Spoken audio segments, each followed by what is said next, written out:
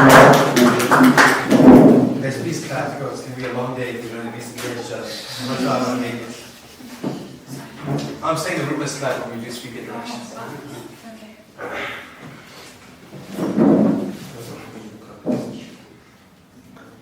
So we are.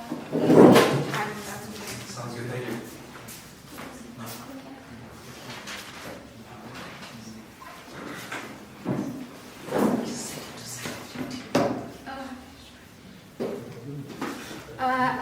I want to entertain a declaration of closing. Let's start in 3, 2, 1. I think OG is being unfair to the LGBTQI community simply because historically they've suffered harms simply because of their genders. You can't say, oh no, you're more than your gender, while your gender has been used to subjugate you for multiple decades on end. You need to find some sort of historical redress for that. They don't do it. But most importantly, it's unlikely, we don't even know why any of the things they say would be true. I'm unclear why the majoritarian gender, for example, would suddenly wake up tomorrow and say, hey, the fact that I've lived my entire life having centered my gender as my source of identity, all of a sudden I don't want it anymore and I'm just going to be neutral. It's simply because the movement has said so. It's unlikely going to be true. But thirdly, it's also unlikely that they're going to garner the level of support that they need to bring down the structures that have been built precisely off the fact that gender is a central key to society. You have to affirm that gender. You have to allow individuals to get access to that type of benefit and whatnot. Let's talk about what you get so far from urban government. A number of things. They say that the LGBTQ movement should all lobby for basic human rights, that you should get access to some of these things like protection just because you're human. But this is problematic for a number of reasons. The movement was built to restore balance that has historically been taken away from these people. These people are told that simply because you're male presenting and you wear a skirt, we're going to lynch you, we're going to ensure that you don't get access to jobs, that we're going to tell textbooks, we're going to indoctrinate kids from a very young age to understand that there are only 2 genders in the world. This is problematic because society is completely indoctrinated to the idea that these individuals do not exist and they are honestly very weird and you shouldn't interact with them. This is problematic and that further entrenched. But most importantly, these attributes have historically been used to subjugate them. They need to address that because the feminist movement doesn't just come back and say, oh, you're deserving of human rights. They say, you've historically been denied of human rights. We want to give you those human rights. This is how those human rights look like and this is how you access them and this is how we bring down the structures that have oppressed you. Those structures need to be brought down. But secondly, they say that it's similar to that everyone must have similar laws in society. Michelle and I disagree. We think the genders of how society is built, even down to the legal level, case law in itself is patriarchal if we want to go, the feminist route. This is problematic because it means even if we do agree that all those benefits exist, the structures that subjugate people would still exist. You'd probably still not get access to jobs. The education system would still teach children, for example, that you're not a normal person and you don't deserve to exist. But thirdly, irreversible harms have been suffered to multitudes of people across various generations. You cannot just wake up someday and decide that this is not a point. But lastly, they say that the community should believe in using capabilities of people. They need to prove why the community would wake up someday, sing kumbaya and decide that that's the way forward. But lastly, we also want to talk about how it's harder to accept, they say it's harder for society to accept 90 gender pronouns. We argue, you don't need to accept them. You need to open your mind to the plausibility that they can't exist. The world is moving more libertarian and we're becoming more and more open to the ideas. We can have queer conversations in Uganda not because they are gender abolitionists, for example, but simply because there is a possibility and that is what the conversation on our side actually looks like. But the last part here, right, is that you're more than your gender, but you've suffered because of your gender. I'm not sure why that's the case. Let's get into most of our case. Society has evolved enough that even in the most conservative of societies, the possibilities of multiple genders, the possibilities of queer individuals exist. It's unclear then why you need to take this route when this is the level of success you've achieved based off of the fact that you've been fronting the sufferings, you've been fronting the uniqueness of your group members as a thing. But most importantly here we say that pluralitarianism doesn't require complete concession, it just allows for the idea that they could exist. But most importantly, the LGBTQ movement wants support. That has to be the conversation in this debate. Who gets most support? Because the only way you can get any of the policy changes that they want, the only way you get any structural reforms that you want, is if you're able to garner as much support as possible, whether internally because of members or externally because of the allies you're able to garner. For example, we say for this instance, that the traction allows them to exist and allow them to benefit most people. But most importantly, right, a number of things, and just 2 arguments from opening opposition, we shall extend on that.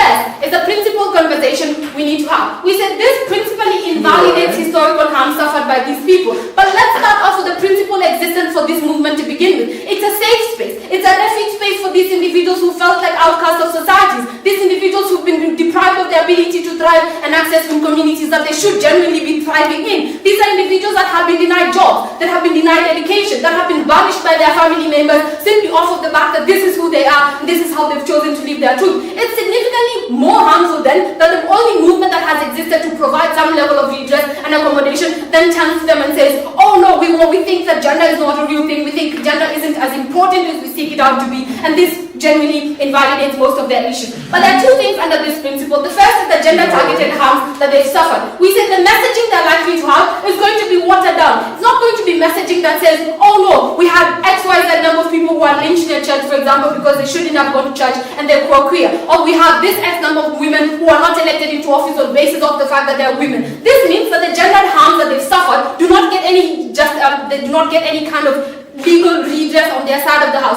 On our side, sure, we may not get the legal system completely reformed, but we create a safe space where we can vent about these issues, but most importantly, a place where people feel seen and heard and loved, a sense of community that is otherwise brought down by these sides of the house. But most importantly, it's harmed their social lives in the most irreversible order. We say that those who have suffered and have joined the community seeking refuge don't get it. But most importantly, it betrays allies, people who've supported you off of the basis that because you can't, your gender can't exist, mine can't exist. On their side of the house, all of us don't have gender. And I've already mentioned, for people who've lived 50, 60 years of their lives having their gender as their central source of identity, it's unlikely they're going to keep supporting you. They will generally opt out. We say it principally invalidates those who suffer. I'll take closing.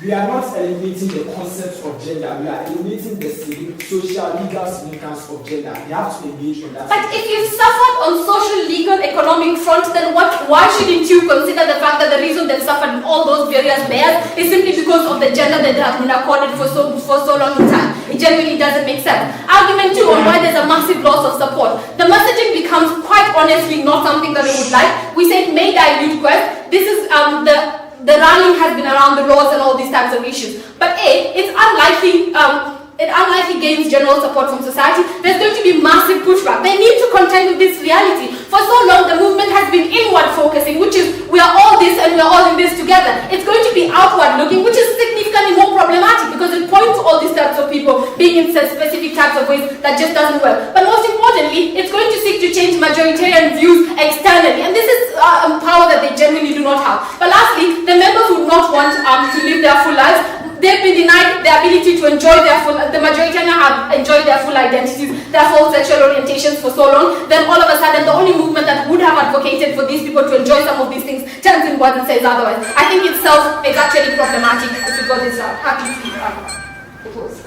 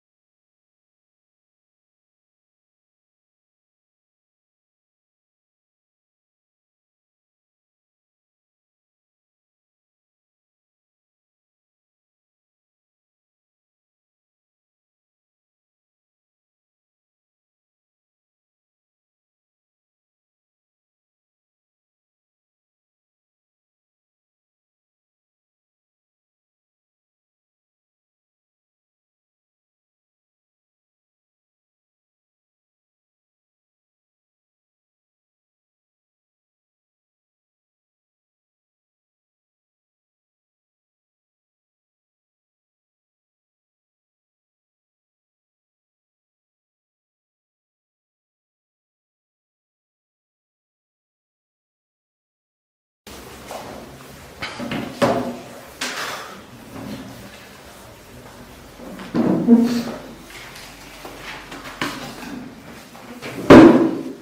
start in timer. I'll start in 3, 2, 1. The problem with their case is that they assume the harms that gender minorities and women have faced will suddenly disappear if we stop recognizing the fact that gender is connected to your cultural, political, economic experiences. That immediately we have society buy into this, all the harms these groups have faced historically will disappear. That's ridiculous, especially because a lot of these harms have been historical. The fact that you are historically locked out of resource allocation, the fact that historically you've not existed within political spaces, those are the grounds that people use to give you reparations. Those are the grounds they use to give you quotas in political spaces. All of those things are inaccessible if you fail to recognize the cultural, political, and economic position of gender. They cannot have any of those benefits. I think their case is not able to prove that that's going to happen. The second thing is to note, there's a very high burden on gov teams in this debate, because it's a policy debate that forces them to accept that people will actually take this messaging. Because for any of their impacts to be realized, society has to accept this messaging. So they have to prove that for a lot of people that Becky tells you have connected their experiences to like their gender, their political experiences, their cultural experiences, these people are going to be willing to let go of that identity and simply like now support you and support this ideology. Like that's obviously something that's not palatable to a lot of these groups, even for the minorities who have suffered, but also for the majority, like men who have maybe benefited from certain structures in society because of their gender. Like you're not just a man for being a man, that like being a man has allowed you to maybe access certain things historically. I think that's important to note. They can't have any impact on this debate if they don't acknowledge those sorts of things. I'll take you a bit later. Like the POI that CG pushed to Becky is important, because you can't dissociate gender from your experiences, from the experiences you have with social, political, economic structures as a result of your gender. Like I'm not just a woman, I'm a woman that has faced like certain like experiences economically, culturally, politically, locked out of certain spaces because of that identity. Like it's very closely linked, the fact that you ascribe to a particular gender and that gender has affected your experiences, your lived experiences, how you connect with the world. You can't dissociate those two things. I think Becky was pretty charitable in moving her material. The first thing in direct responses, they say that what their side will do is prove that individuals are deserving of human dignity by the mere fact that they are human. But this is the very base of like liberalism and the recognition of difference, because that's what we are doing in our side of the world. Gender plurality means recognizing the neutral position that anyone can exist at any sphere. We recognize gender fluidity. We are willing to accommodate anyone, as many people as possible. It doesn't mean we have to list a list of like 70-20 people like they're saying, or 70-20 different genders. It means we are accepting of difference and we are willing to tolerate difference. We think that's what liberalism looks like. But secondly, human beings have always ascribed identity to more than just being human. You ascribe identity to like your experiences. You ascribe identity to things like religion. You ascribe identity to like where you're from. So it's not true that humans just value just being human. They value the identity that they get out of these things. A lot of those things also being connected to gender, like cultural experiences historically have been connected to gender. So you do like ascribe your identity on your connection to these things. We don't think it's been enough for human beings to just like be recognized as human beings. We think they've always been aspiring for more. The other thing that we need to note is that this movement exists specifically by recognizing the existence of gender. Fine, maybe it doesn't recognize the existence of binary gender, but it recognizes gender fluidity. The fact that you can be non-binary, that you can switch between like ascribing to your biological gender and all of that. That is the recognition of gender, even if it's not something that's binary or traditionally accepted. You're still recognizing that people will be willing to like identify with these groups and stuff like that. I think that's something that's important. Yeah. Okay, I think the idea that more than two genders exist is even weirder than the idea that gender doesn't matter. Our world switches the premise for every change to your human dignity as well too, which is very related. The difference is in our side of the world, I don't have to accept what you ascribe by. Like it's a pluralist society where you're trying to push for pluralist ideologies, which society is like generally already accepting of because of the proliferation of things like liberalism. In their side of the world, you're directly attacking even my own identity that I choose to ascribe to like binary gender. So obviously our message is a lot more palatable, because all you're telling me is accept my difference, accept what I choose to identify as. They are attacking my identity, something that I'll obviously not feel like I want to be connected to and stuff like that. I think that's important. The other thing they say is that the burden to convince in their side of the world is taken away. I don't think that's the case, because like Becky says, you have to convince society to believe that we are moving away, not just those who choose to like maybe ascribe to binary gender, but also the people that have tied their experiences to like existing within like a specific gender and stuff like that. But also what Becky tells you in terms of like convincing your allies. We think allies to this movement, like the feminist movement, are obviously affected far much worse in their side of the world. They say they make things better for these women, but that's not true. These women have suffered because they've historically been locked out of spaces, and that's just the fact. You can't refuse to recognize these things and suddenly assume that now they'll get into political spaces, now they'll get into economic spaces. The only way they've been able to get into that as per precedent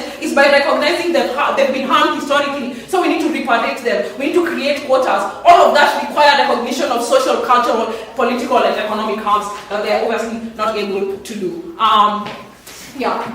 The first thing on like just how this is going to probably increase oppression and perpetuate oppression. Like first, Becky tells you it robs people of their identity, people that have chosen to subscribe to these sorts of things and to connect their lived experiences to this identity. But it also makes movements like the feminist movement a bit obsolete. Like, and these are allies of the LGBTQ movement. Becky tells you why support is important for things like rallies, things like political change, things like forcing communities to hear you, things like forcing governments to vote a particular way. If you're moving out people that, you know, are your allies, obviously you lack access to those things. But even if they are able to access any benefits in their side of the world, those benefits are like principally unjust because they exist off of the back of oppressing other people, taking away identity from women, taking away identity from maybe heterosexual individuals or people that have connected their lived experiences to their gender. You're taking that away in order to reap benefits. So you're oppressing other groups. Even like when you were already oppressed, that's obviously something that's harmful. The last thing on why we think this is not going to be a message that's palatable, like the best parallel we can draw this to is how states dealt with the relationship between state and religion.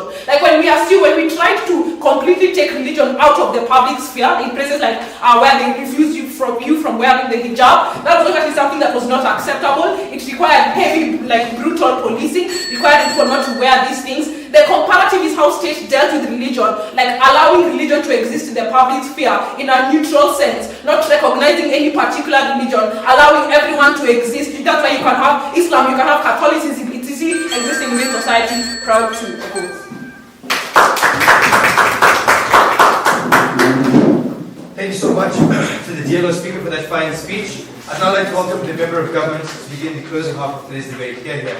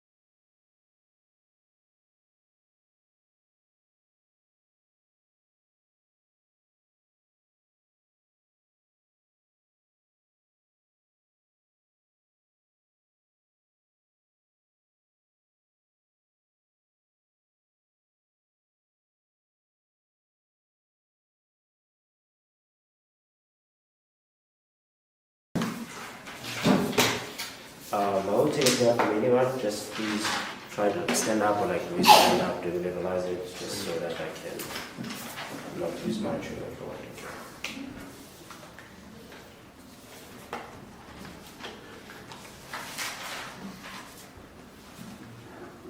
Okay.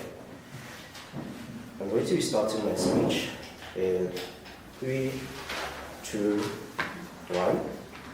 Strategically, the reason why the entirety of the government bench can't win this debate is that all of the benefits that they speak about are dependent on the external validation of the very same individuals that are pressed to in the first place. So all the social and the legal and the cultural aspects of it, when you lose a significance, it means you actively have to be palatable within those spheres specifically.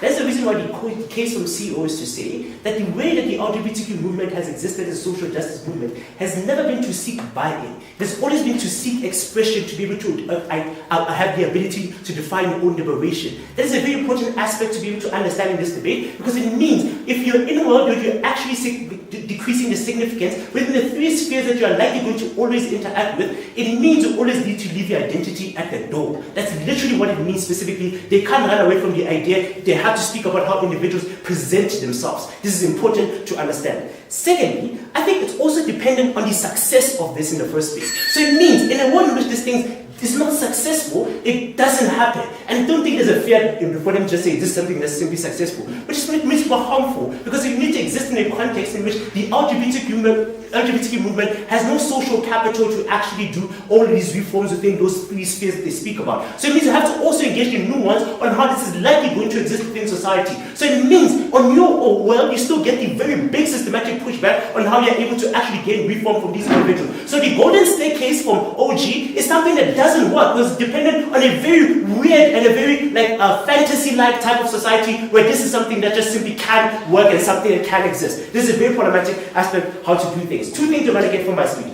Direct engagement to both benches, then I'm going to show you why CO wins this debate. This is a very important thing to get about. First, let's start with closing government, because it's the closest bench here. So I think the problem with closing government is that their case is saying that some cultures, some forms of expression and identities within the LGBT movement are excluded, and because of an infighting and hierarchy on how you're able to do these things, and it's something that's problematic.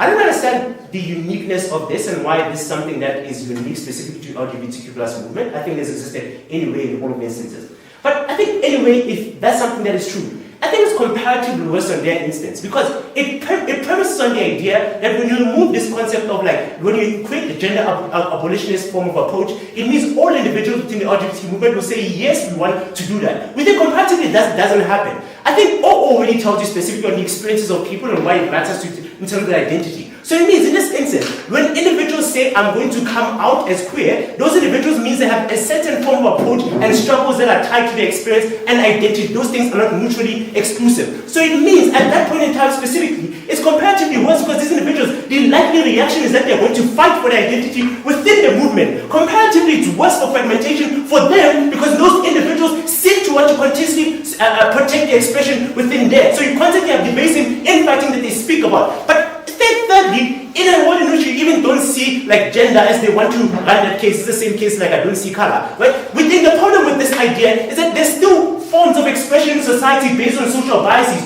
So the way you present yourself already sees you, we already see you as a certain type of person. So whether I'm an individual that is black, I'm likely going to wear a certain way, or all of those, whether I'm white, I'm going to wear a certain way. Those forms of expression create hierarchy. So it means in that instance, even if you remove that individual just simply express themselves, it means you continuously have those hierarchies existing there, because the individuals that are socially going to be acceptable are simply the ones that are going to be more intuitive to the very individuals that they want to be palatable for. It means you create much better backlash for the movement and much better separation of individuals being able to exist in a better way. This is much more harmful specifically because you are likely going to be harmful to the very LGBTQ movement that needs to constantly engage with these 3 spheres that are very important important and fundamental to their existence in any way, shape, or form. That is the biggest case. I think they also talk about long-termism, but I think this is true. I'm going to engage it when I show why OG also doesn't create. OG says, look, the problem with OG, so OG says they are able to create a community, and this is intuitive for buying. I think strategically I told you why buying is not the fundamental thing for the LGBTQ movement. They need to show a lot of analysis to say the LGBTQ movement exists specifically to be palatable to the very individuals that oppressed them in the first place. I don't think that case is able to function.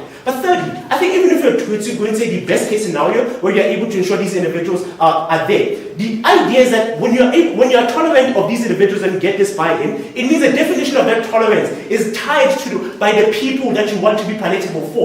Kuma says this. So they get to define how your existence gets to be. So when you engage the legal sphere, the social sphere, or how we create cultures, those cultures are founded on the idea that they get to be the one that define how you actively exist. That is something that's problematic because the pluralist form means this individual express themselves and get to define how they want to exist in society. That thing is specifically important and better because these individuals already have struggles that are tied to that, and we think we need to value it. Don't worry, I'll take you. But the problem also is that it's very problematic because these three spheres are very important in how you're able to engage it. So first, in terms of laws. So it means when we go things like legal cases specifically for individuals that are queer, it means these laws don't engage you contextually. So we aren't able to have things like progress for things like queer reform laws that specifically allow for things like same-sex marriages in a very conservative country. Secondly, culturally, it means you're always going to define your existence outside of your experiences because the only way that culture is able to function is if you don't have any form of gender anyway. Thirdly, politically, it means there's no politician that's willing to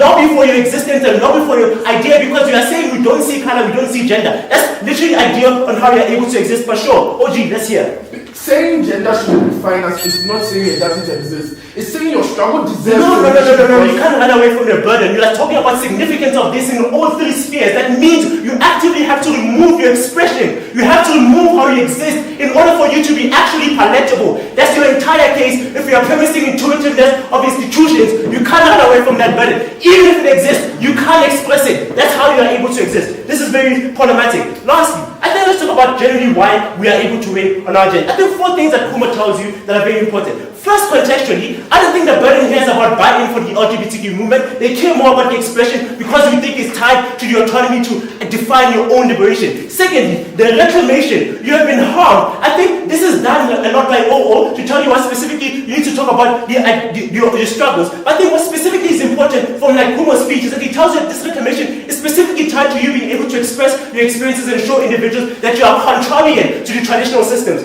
Thirdly, and most importantly, the social capital guides what becomes tolerance. In an instance in which you just allow the social capital to guide how you exist yourself, it means you are fundamentally harmed in your existence. And fourthly, most importantly, we want queer individuals to define their own liberation and how they ought to exist. Outside of that, it's illegitimate and it struggles and is very contrarian to their existence. Proud to it from CEO.